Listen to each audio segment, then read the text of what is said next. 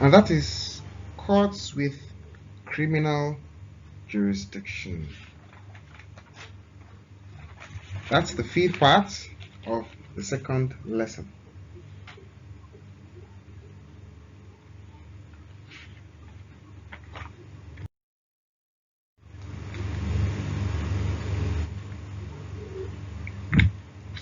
This part of the lecture has three subdivisions, such as the Supreme Court, the Court of Appeal, the Federal High Court, the High Court of the State, High Court of the FCT, National Industrial Court, Magistrate Court, Sharia and Area Court, Customary Court, Court Martial, Juvenile Court, and Family Courts, Coroner's Court, and the International Criminal Court.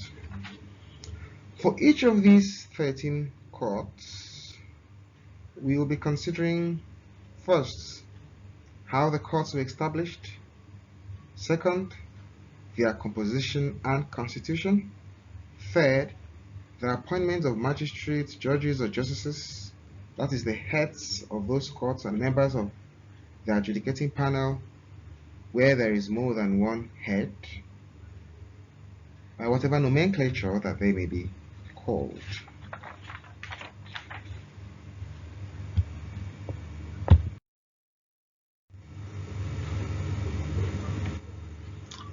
Let's take the first court on our list, the Supreme Court. Our first port of call will be the legal basis for the establishment of the Supreme Court, and that is contained in Section 230, subsection 1 of the 1999 Constitution of the Federal Republic of Nigeria, as amended. Our next port of call is the composition and constitution of the Supreme Court. It is pertinent to note that there is a very subtle difference between the words consists and constitutes with respect to the judicial officers we will be considering as we review the various courts.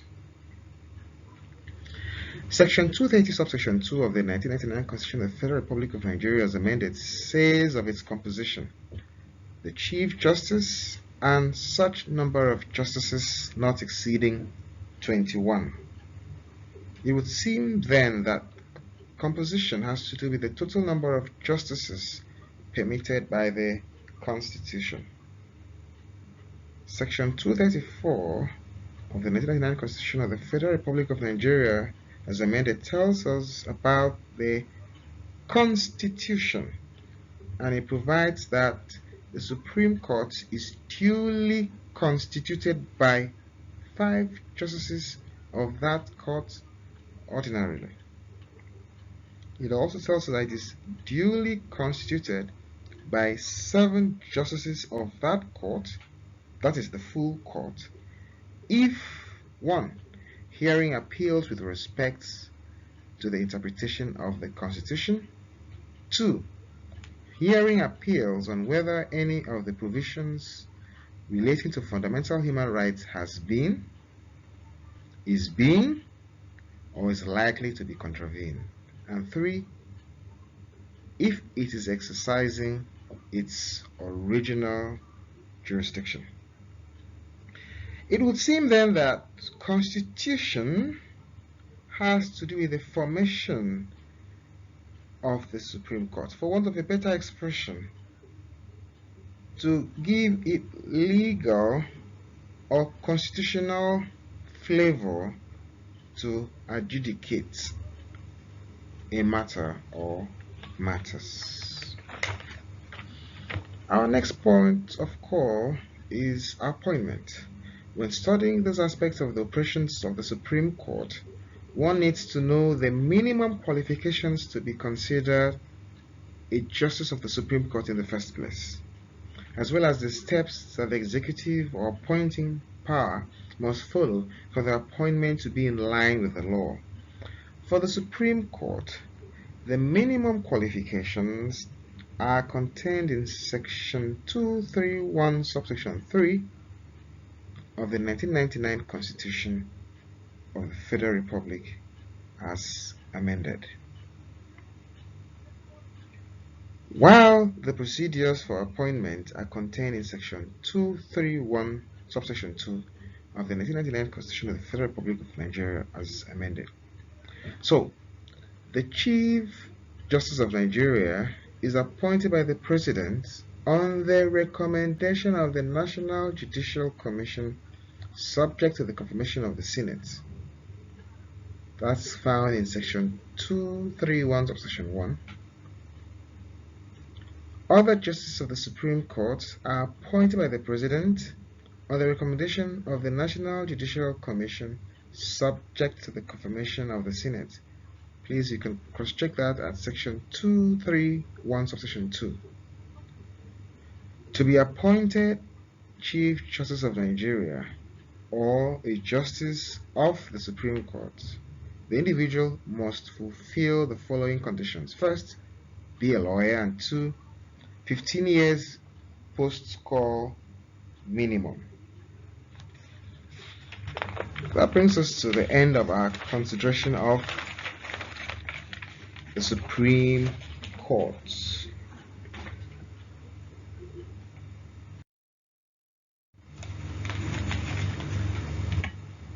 The second court on our list is the Court of Appeal. It was established by Section 237, subsection 1 of the 1999 Constitution of the Federal Republic of Nigeria as amended. For its composition and constitution, we have to refer to Section 237, subsection 2 and Section 247, subsection 1, respectively. So what do those sections say about composition and constitution respectively? First, the composition.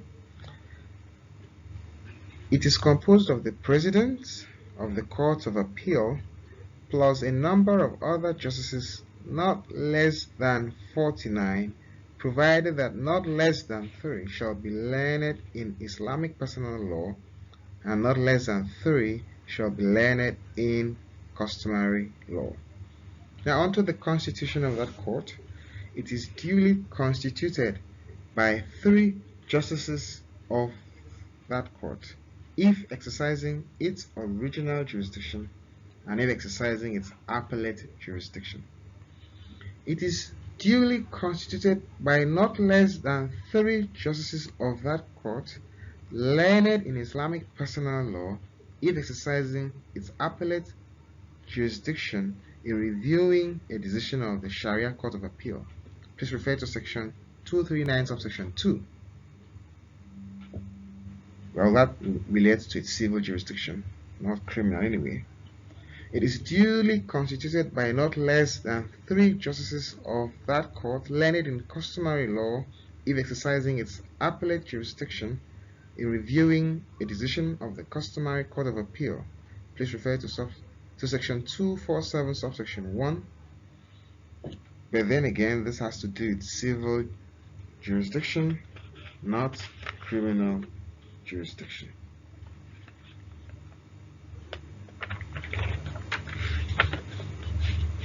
And now let's move on to appointment. As respects appointment, there is a distinction between the legal provisions for the President of this court and the other justices of this court, which does not exist at the Supreme Court. Well, let's consider that distinction. The President of the Court of Appeal is appointed by the President on the recommendations of the National Judicial Commission, subject to the confirmation of the Senate.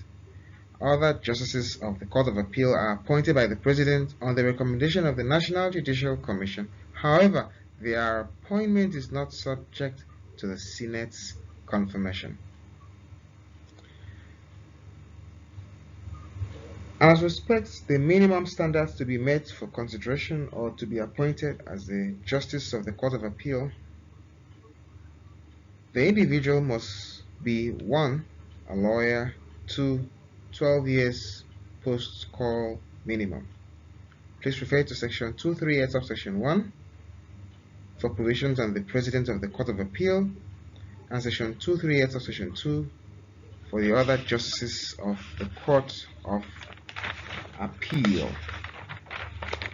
That brings us to the end of our consideration of the Court of Appeal.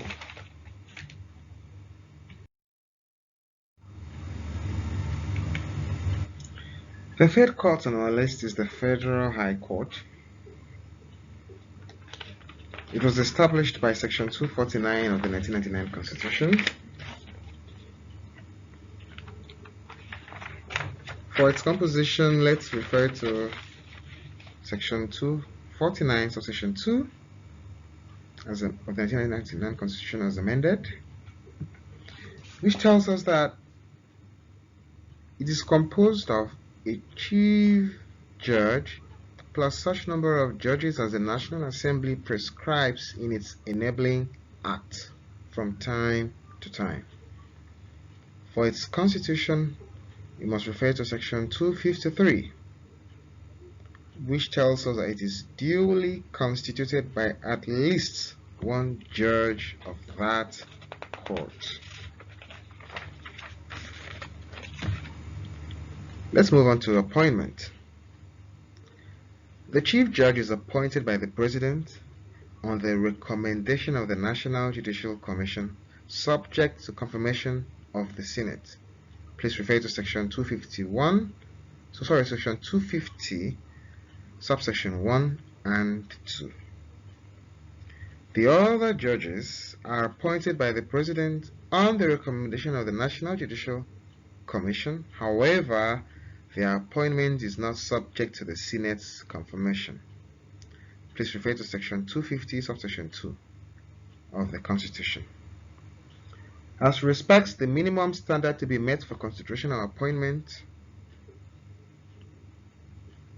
the individual must be a lawyer and must have at least 10 years post-call minimum to be suitable to be appointed as a chief judge or other judge of this court. That brings us to the end of our consideration of the Federal High Court.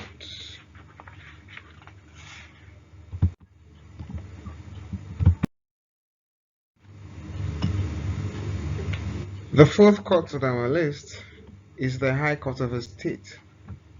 It was established by Section 270, subsection 1 of the Constitution, as well as the High Court laws of the various states.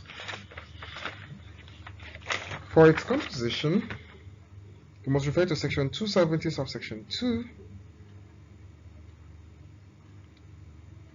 and Section 273 for its constitution. Now let's take those one by one. For the composition, a chief judge plus such number of judges as the State House of Assembly may prescribe in its enabling law from time to time. And how about its constitution? In the South, it is duly constituted by at least one judge of that court if it is exercising its original jurisdiction or it is exercising its appellate jurisdiction. Please refer to Section 273.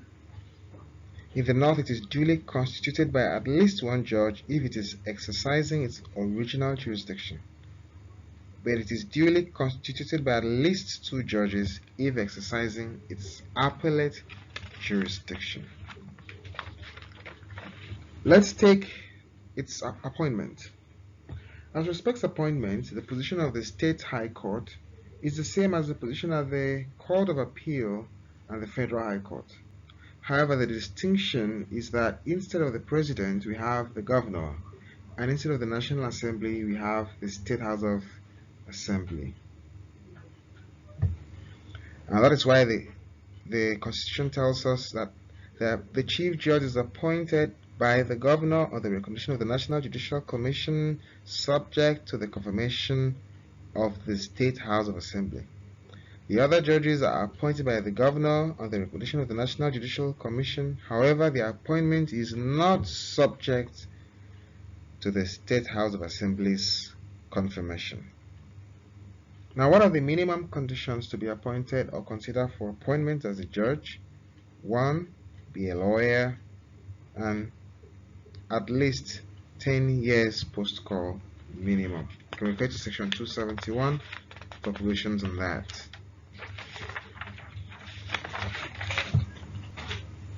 That brings us to the end of our consideration of the High Court of a state. Our next port of call is the High Court of the FCT.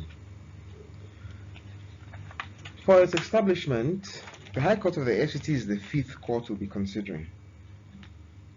The High Court of the FCT is almost indistinguishable from a state High Court, except that the FCT is not really a state, it's a quasi-state. It was established by section 255 subsection 1. For its composition, we must refer to section 249 subsection 2, and for its constitution, section 258. So let's take the first one, its composition. A chief judge plus such number of judges as the National Assembly prescribes in its enabling acts from time to time. And then its constitution. It is duly constituted by at least one judge of that court, and it is duly constituted by at least one judge if it is exercising its original jurisdiction. Refer to section 258. It is duly constituted by at least two judges if it is exercising its appellate jurisdiction. Let's go on to appointment. The position in respect of appointments at the High Court of the FCT is the same as at the Court of Appeal and the Federal High Court. The Chief Judge is appointed by the President on the recommendation of the National Judicial Commission, subject to the confirmation of the Senate. The other judges are appointed by the President on the recommendation of the National Judicial Commission. However, the appointment is not subject to the Senate's confirmation. And as respects the minimum standards to be considered for appointment, the individual must be a lawyer with 10 years post-call minimum. That brings us to the end of our consideration of the High Court of the FCT.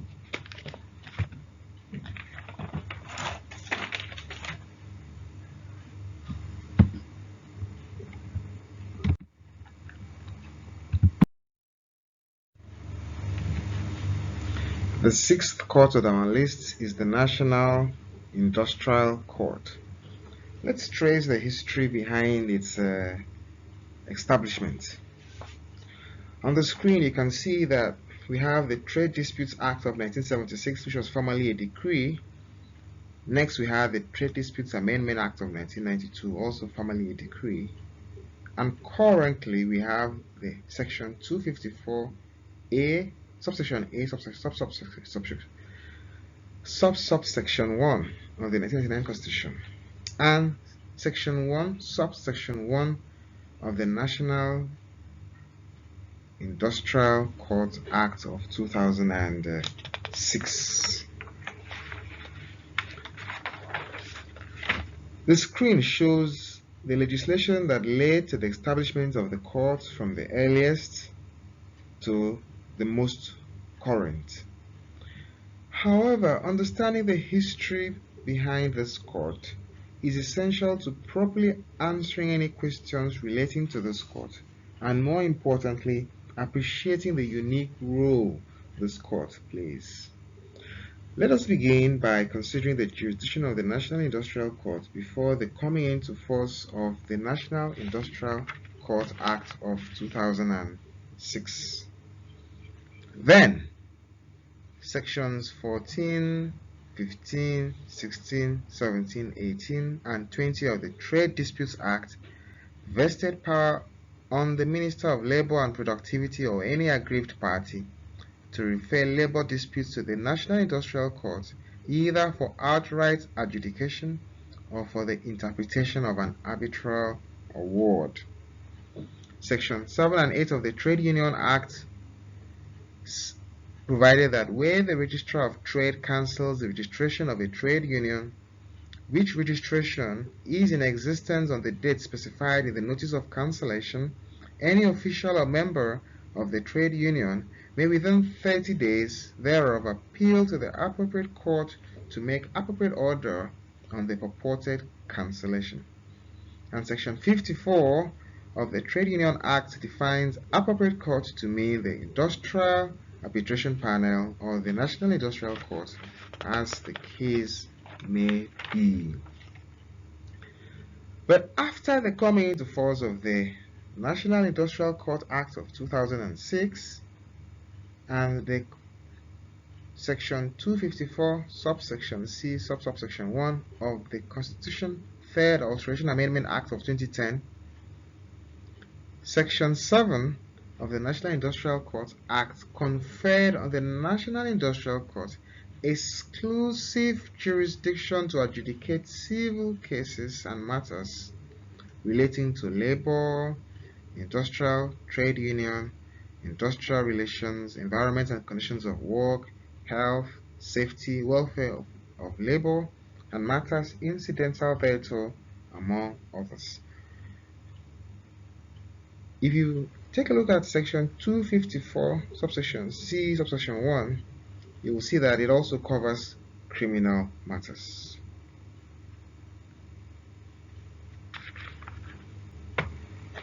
Now that we are done with that very brief history of that court, let us take a look at its composition and constitution. Originally, it had a president of that court and 4 other members, with the president of the court and 2 members constituting a forum. But currently, according to Section 254, subsection A, subsection 2, it provides for the composition when it says that the president of the National Industrial Court plus such number of judges as the National Assembly prescribes in its enabling act from time to time. While Section 2, subsection B of the National Industrial Court Act of 2006, that's the enabling act, puts that number at 12.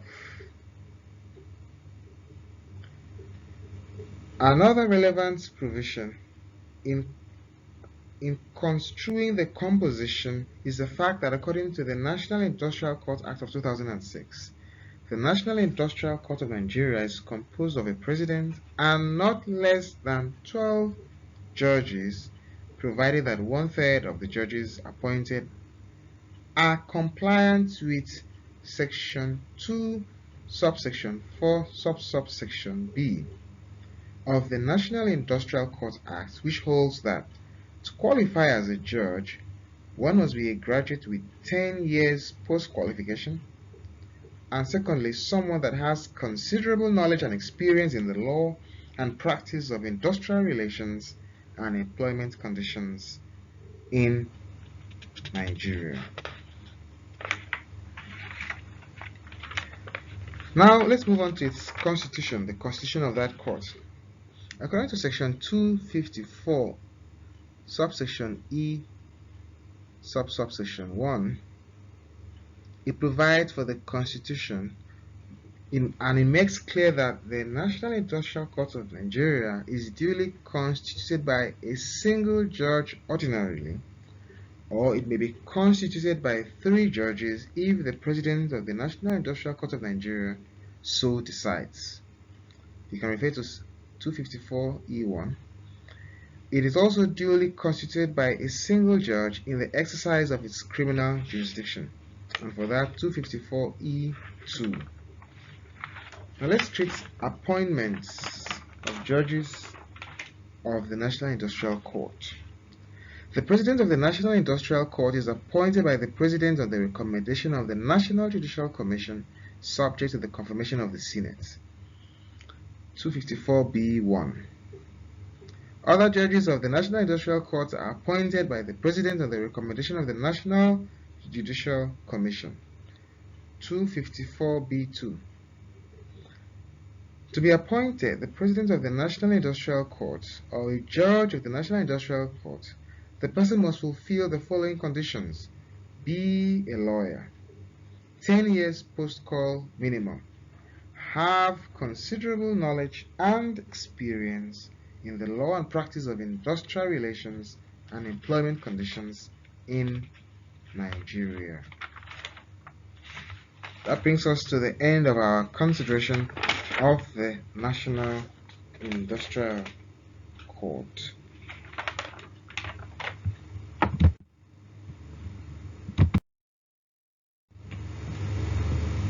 The seventh court on our list is the Magistrate Court. For its establishment, we must refer to the respective Magistrate Court laws of each state. For its composition and constitution, we must do exactly the same thing. And for its appointment, we must do exactly the same thing. But let's take Lagos State as representative of the others, because it's a common exam issue. According to Section 4, subsection 1 of the Magistrate Courts Law of Lagos State, the appointment of magistrate is done by the Lagos State Judicial Service Commission and not the governor. As a general rule, the minimum requirements are usually 1. Be a lawyer, and 2. 5 years post-call with relevant experience in some states, and 2 years post-call in other states. And that brings us to the end of our consideration of the Magistrate Court.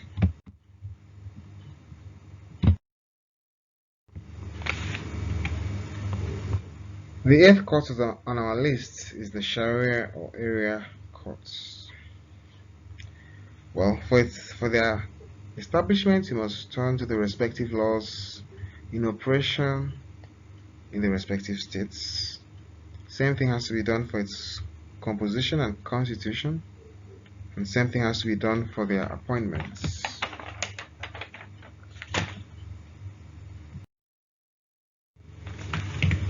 The 9th court on our list is Customary Court. For establishments, composition, constitution, and appointment, we have to be guided by the respective laws that are operative in the states that have customary courts. They are not uniform, and so there's no point going through the laws of 36 different states at the same time. The 10th court on our list is the Military Courts, also known as Court Martial. For their establishment, you must refer to Section 129A of the Armed Forces Act for General Court Martials, Section 129B of the Armed Forces Act for Special Court Martials. But see also Section 130 subsection 1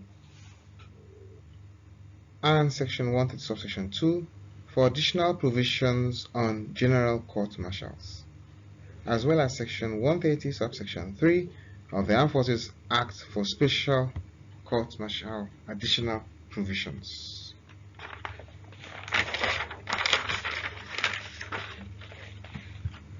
The implication of this is that two kinds of court martials exist. For their composition and constitution, for general court martials, refer to Section 129A, 131, and 132. For special court martials, 129B and 130 sub 3. As for when the court martial is duly constituted, please refer to Section 133 of the Armed Forces Act. And take note that the convener of the court martial cannot be its president or member. That is contained in Section 134 subsection 1. The commanding officer of the accused and the officer who inquired into the subject matter constituting the charge against the accused cannot be a member of the court martial or a judge advocate. Please refer to Section 134 subsection 2. And when a court martial may be dissolved is contained in Section 136. As respects appointments, there are several provisions, including for the minimum qualifications for an officer to be appointed a member of the court martial, please see Section 133 subsection 2 of the Armed Forces Act.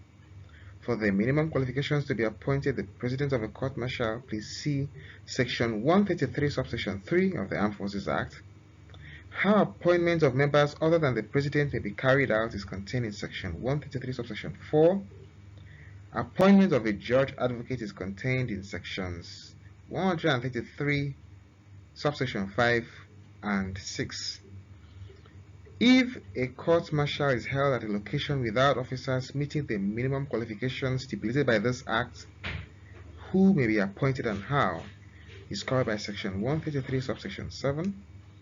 The provisions governing the appointment of a captain or an officer of corresponding rank as President of the court-martial due to the unavailability of a major or an officer of corresponding rank is contained in Section 134, subsection 3, and the provisions governing the appointment of an alternate president due to the death of the former or due to his inability to attend the court-martial is covered by Section 136, subsection 4 of the Armed Forces Act. So there are a total of 8 provisions to consider with respect to appointments and court-martials. That brings us to the end of our consideration of court-martials. Our next court is the Juvenile Court, stroke the Family Court. This is the 11th court. It was established courtesy of the Children and Young Persons Ordinance of 1943 originally, and courtesy of several amendments is now known as the Children and Young Persons Act. The Act was first passed into law in 1943 by the British colonial government. It held sway over all parts of the Protectorate of Nigeria on the order of the Governor in Council. It was also enacted into law in Lagos in 1946 and made to apply to the eastern and western regions of Nigeria later that year. The northern region caught up with the rest of the country in 1958.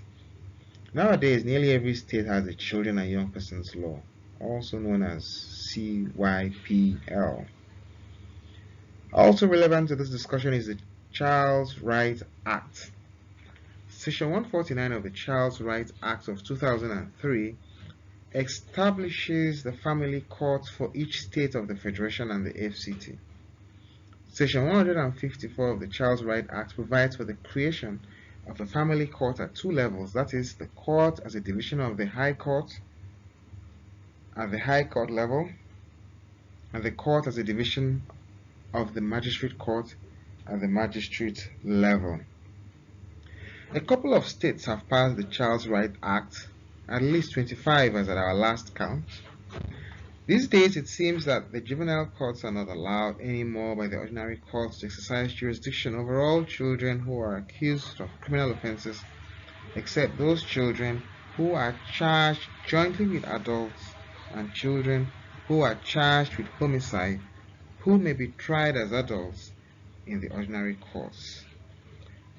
As for their composition and constitution, it depends on the provisions of the respective state laws, and as respects the appointment, it also depends on the provision of the respective state laws.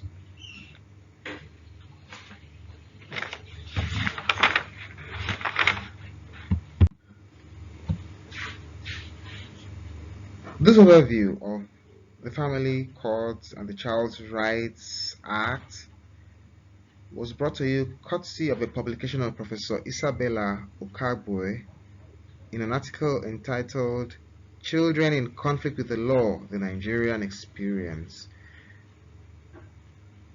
In the credits section, you will find further details about this reference we considered in preparing this part of the lecture.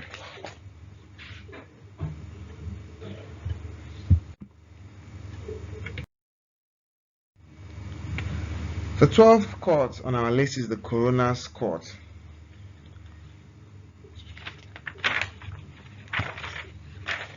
Let's take a look at its establishment. And this is brought to you courtesy of Wikipedia. The first ever legislation in Nigeria on the power to conduct or order an inquest into the manner or cause of death and to investigate or confirm the identity of an unknown person who has been found dead within the coroner's jurisdiction was the Coroner's Ordinance of 1944, which stipulated that only sudden deaths involving non-natives, that is, the white colonists, were to be reported to the native authority for autopsy in the northern region. Then there was also the Coroner's Law, Cap 131 of 1954, Laws of the Federation of Nigeria and Lagos, which permitted magistrates to conduct inquests under the said law. And that is why today in Nigeria, every magistrate also doubles as a coroner. Thereafter, we have the Coroner's Act of 1958, which extended the mandatory reporting of sudden deaths to everyone in Nigeria, be the person a native or a non-native. The most recent Coroner's Law of Lagos State is the Lagos State Coroner System Law of 2007, which is commonly cited as the Coroner's Law 2007. According to Part 2, Section 4 of the Coroner's Law 2007, the coroner can hold inquest on suspicious death that comes to his or her knowledge if the cause of death is abnormal, such as violence, sudden death, death in psychiatric hospital. The coroner can even exhume a dead body so as to conduct a proper determination of the cause of death. Section 9 of the Coroner's Law 2007 may give the coroner the power to postpone a cremation or even postpone a burial, while Section 10 of the Coroner's Law gives everyone the task in relation to dead bodies in the following words: when anybody is found or a person has died in such circumstances as to make the holding of an inquest under this law necessary or desirable, it shall be the duty of any person finding the body or becoming aware of the death forthwith to inform the nearest police officer, and upon receiving any such information, such police officer shall notify the coroner having jurisdiction to hold an inquest. Section 15 of the Coroner's Law 2007 provides that an inquest shall hold whenever a coroner is informed that the death of a deceased person within the coroner's district was as a result of death in a violent, unnatural, or suspicious situation. That's a brief background. As for its composition and constitution, it is as provided in the respective state laws establishing the same. As regards the appointments, it is as contained in the respective state laws. That brings us to the end of our consideration of Coroner's Court. The 13th and final court on our list is the International Criminal Court. It was established by a multilateral treaty called the Rome Statutes of the International Criminal Court. This treaty was prepared 11th of July 1998. It became a binding treaty on 11th of April 2002, while the court came into being on the 1st of July 2002. That binding multilateral treaty is known as the Rome Statutes of the International Criminal Court, and Article 1 of that statute established the International Criminal Court. Onto its composition and constitution. The General Division consists of the 18 judges of the court. Please refer to Article 36, subsection 1. The judiciary of the court is composed of 3 divisions: the pre-trial division, the trial division, and the appeals division. That's in Article 34b. The pre-trial chamber, the trial chamber, and the appeals chamber are the arms of the International Criminal Court that carry out the judicial functions of the court. That's in Article 39, subsection 2. The trial and pre-trial chambers consist of 3 judges each from their respective divisions. That's in Article 39 subsection 1 and Article 39 2b2. Both the trial and the pretrial chambers have not less than 6 judges. The appeals chamber consists of all 5 judges of the appeals division. It actually consists of the president and 4 other judges. Please refer to Article 39(1) and 39 2b1, 2bi. In addition, many of the functions of the pretrial chamber may be carried out by a single judge sitting as his own chamber. Article 39 2b3. The presiding judge of a chamber is elected by the judges of the chamber in question. The appeals chamber decides on a presiding judge for each appeal. The pretrial chamber plays an important role in the first phase of judicial proceedings and makes the decision whether to confirm the charges against the potential accused. After charges are confirmed, the trial chamber determines the innocence or guilt of the accused, imposes a sentence on a convicted person, and may order a convicted person to pay money for compensation, restitution, or rehabilitation for victims. If either the prosecutor or the convicted person appeals the decision of the trial chamber, the appeals chamber may decide to reverse or amend the decision or sentence or order a new trial before a different chamber. Please refer to the credit section for sources. As respects appointments, the judges are elected to the court by the Assembly of State Parties, see Article 36A. They serve 9-year terms and are not generally eligible for re-election, Article 36(9)A.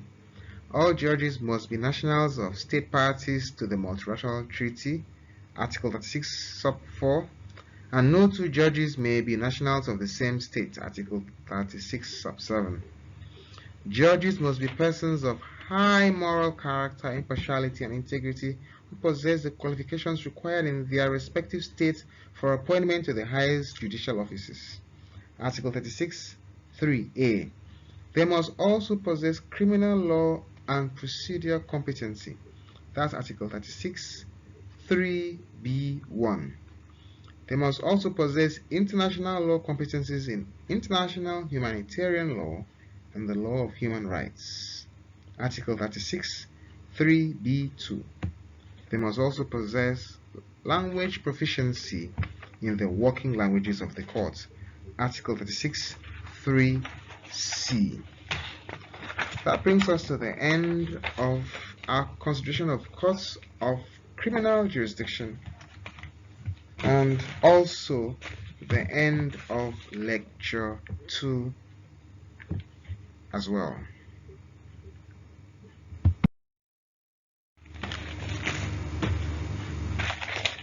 So in this section we list all the sources, whether they are statutes, cases, or publications that were consulted in the preparation of this lecture. There are 5 sources on this slide. Another 5 sources on this slide.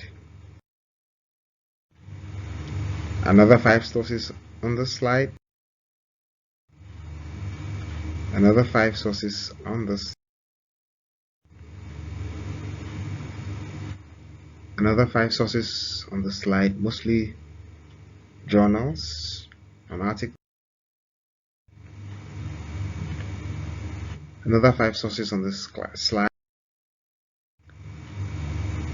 Another 5 sources on this. Another 5 sources on this. And that brings us to the end of our lesson, jurisdiction and venue of courts of criminal jurisdiction. Thank you for your time and attention.